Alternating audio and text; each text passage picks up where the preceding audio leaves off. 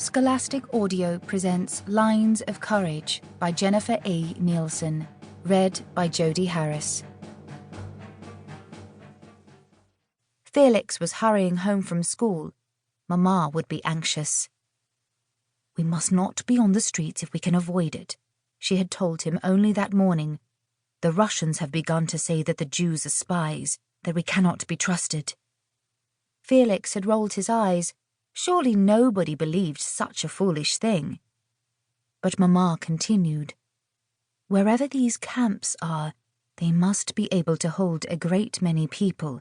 3 Jewish families were taken this week alone." He had noticed that very thing during school. Every day, another Jewish classmate disappeared. Felix's question was always the same. "Where are they?" The teacher's answer was always the same too. "They are no longer attending the school." Felix's feeling that one day he would disappear too was a pinch in his gut that never went away. Today it felt worse than usual. Felix began walking faster. "What is the hurry?" The deep voice interrupted his thoughts. Felix had come around the corner so fast he had nearly bumped into Captain Garanov, the same man who had intruded on their supper 2 months ago. By now, everyone in town knew who Captain Garanov was. If someone spoke his name, their voice always seemed to echo with fear. 2 Russian soldiers stood behind the captain, and one spoke to Felix in Russian.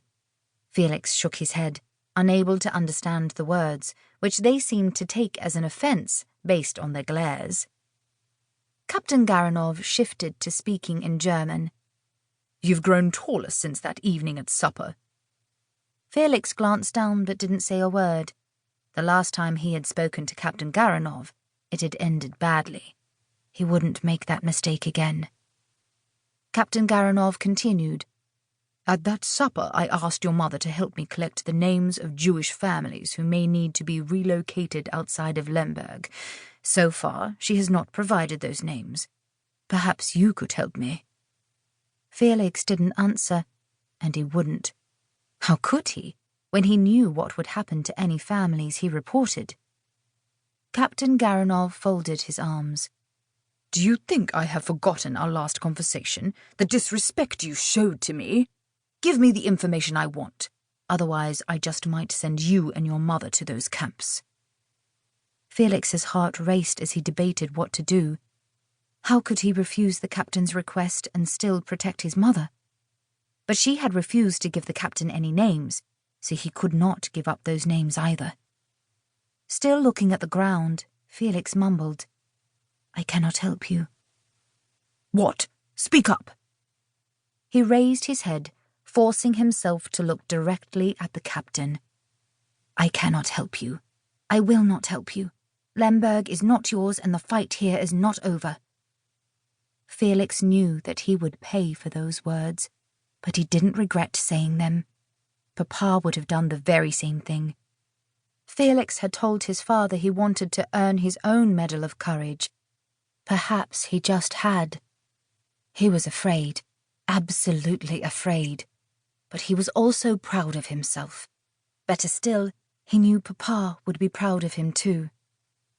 So when one of the soldiers stepped toward him, hands out, Felix turned to swing his bag of Russian language books. He connected with one soldier's arm, but it didn't have nearly the effect he'd wanted, and the second soldier shoved him to the ground, pressing his face against the hard cobblestone road. Within seconds, they had dragged Felix to a fence post and wrapped his arms around it, then chained his wrists together and fastened a lock on the chain. Captain Garanov crouched down to his level. "One day, you might be a very good soldier. Since I cannot allow that to happen, I must send you and your mother to the camps." "I will be a great soldier one day," Felix said. "I will become strong enough to defeat you." Garanov's face tightened, then he stood tall again. "When I come back, I want those names. Sit here and think about what will happen if you refuse me again." A soldier posted a note above Felix. warning that he was not to be released. Then he and the second soldier followed Captain Garanov away, leaving him alone.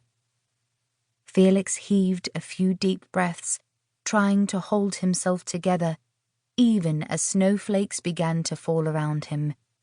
He was in the worst trouble of his life, but so was Mama now, and she didn't even know it.